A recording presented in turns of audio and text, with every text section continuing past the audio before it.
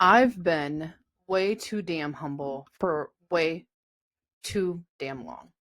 I think it's time I tell you the truth.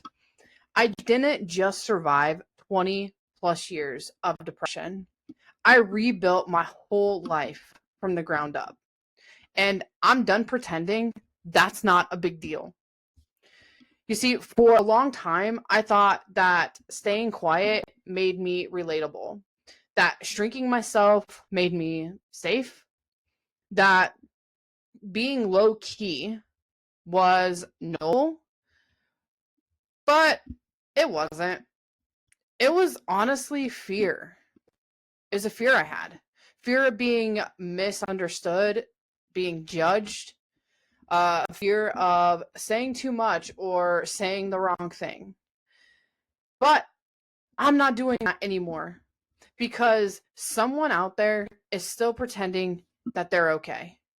And if I stay small, I'm no help to them at all. If you're still pretending, if this feels too real already, get inside my daily email. It's where I tell the truth. I can't always post. It's from real, it's from my story, my journey. It's daily. It's called the Chaotic Letter. The link's in the description.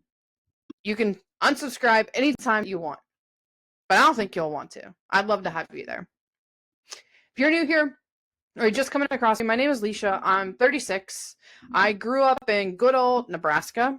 I am the only girl, and I'm the youngest. I have three older brothers. Two of them have learning disabilities, and they're not able to live on their own, so they currently live with our mom. And I don't remember a whole lot from my childhood, but I do know that I grew up fast and quiet, really. Um, Never had the greatest relationship with my mom. And growing up, I know I felt like she favored my two brothers that have learning disabilities over me. So that made me feel invisible and like I had to earn love. And these are not things that I knew, obviously, at like that age. I didn't know. This is things that I've come to realize on this journey that I've worked through. And to be honest, I'm still working through my relationship with my mom, and I'm still learning how to heal that relationship with her. But this is where it started. And I think I was about 10ish when my parents split. And there was a lot of things that happened at that time in our life, and a lot of things that mom said, a lot of things that was done that definitely did not help our relationship. It really, truly destroyed any trust that I had left. And it took us on this journey of just not having a great relationship, honestly. And like I said, it's something that we're working on that I've come to realize and through this journey, and we're getting there. It's a day by day thing, and you live and learn. But anyway, um my dad eventually got custody of us, and I realized that a lot of things that was going on at the time, a lot of things that was being said by my mom or other people, especially about my dad, wasn't true. And that shattered something inside me. And I carried that brokenness into everything in my life. And then a couple years later, I was 12. Me, my cousin, and one of my older brothers, Jesse, we were in a car accident. And my brother didn't make it out. He was the one driving. He didn't make it out. I made it out, and so did my cousin. He was 16. And at the time, he was best friend. He was a safe place for me. The only person in the world that truly knew what I was going through at the time. I get emotional when I talk about him because, again, this is something that I'm also still learning to heal from because I didn't heal from it when I should have. But after that, after he was gone, nothing felt real. And yeah, I was put into therapy and I was put on medication. I was told I was depressed. They gave me pills. But what I never heard anyone say to me back then? That I was grieving and that it was normal to feel these things after such a great loss. That I was hurting and I wasn't broken. And that what I might be feeling was survivor's guilt. But I didn't hear those words. Nobody ever told me any of those things. So, I didn't know any different. I assumed that it was me. I felt like I was the problem, that I was the broken one, that everything that I was feeling wasn't normal. And that belief became part of my identity. And I wore that for over 20 years.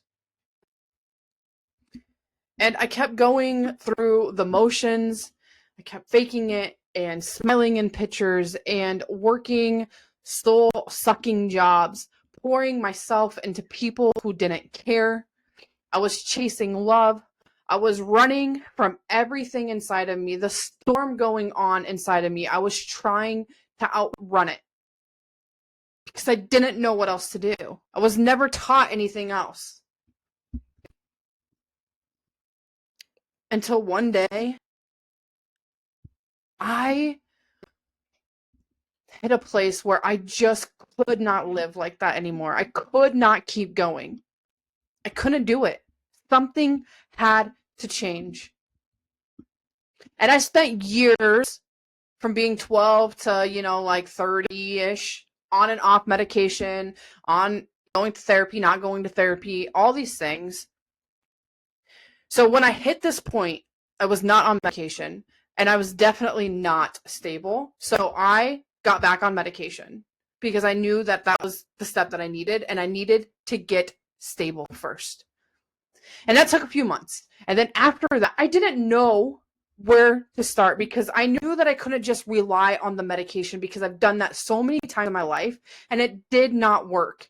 I still felt everything, the storm inside of me. I still felt it. And so this time I told myself I was going to do it different because there had to be another way. And at the time, the only thing that I could think about was I just grabbed a notebook and I started writing a list.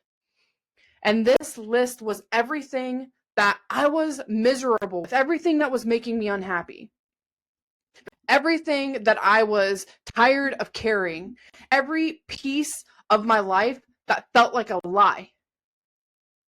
I put it all on paper. I got brutally honest, no holding back. And it wasn't about judgment or shame or anything. It was just a breath of fresh air. It wasn't a prompt, and it definitely was not anything cute. It was very messy and honestly painful, but it was survival. And that is what became the blueprint that saved my life. And if that sounds like where you are right now, like I'm saying things that you've never admitted out loud, I encourage you to join my email list, The Chaotic Letter. It's where I go deeper than I do here. No BS, no fixing, no pretending. It's just truth from my journey, from my story, healing, and hope, one email at a time. I'd love to have you there. And you see, that list became a method. And it wasn't overnight, not in perfect order, but piece by piece, I started rebuilding. And I left jobs that drained me. I cut ties with people who only knew the broken version of me. I set boundaries that used to terrify the hell out of me. And I stopped chasing validation. And I started choosing me for the first time in my life, started choosing myself. I started healing for me. I get emotional because this journey has been a hell of a ride, and I'm proud of where I am now, because me 5 years ago, I couldn't stand to that person today. I was not in a good place for a very long time. And since that moment, I've stopped living for everyone else. I started speaking up, I started healing, and I started feeling. And I fell in love. And it's a healthy love. And I'm building a community. But most of all, I found myself. And I'm still on that journey. I'm learning about myself every day. Don't get me wrong, I still have hard days. I still feel waves of grief. There's still things that I'm working through. The survivor's guilt, the loss of my brother, the relationship with my mom, triggers that I have. Like, there's still things that I'm going through. But I know how to move through them without spiraling, without it taking control, without shutting down and disappearing. I'm not stuck in survival mode anymore. And I'm not scared to take up space. I'm not ashamed of my story. And I'm not waiting for someone else or something else to come and save me or fix me. First of all, it didn't need fixing. It just needed to heal. Because I already started building my way out. And I believe you can too. So if you're tired of pretending, if you're ready for something real, something lived, something real, honest, not just hot, come walk with me. Subscribe to this channel, subscribe to my chaotic letter. It's where I share tools, truth about my journey, my story, and it's where healing can start for you. And just a reminder, you're not broken and you're not stuck. I built a way out. Let's walk it together. No more hiding from this moment on. Thank you so much for joining me in this video. I'll see you in the next one.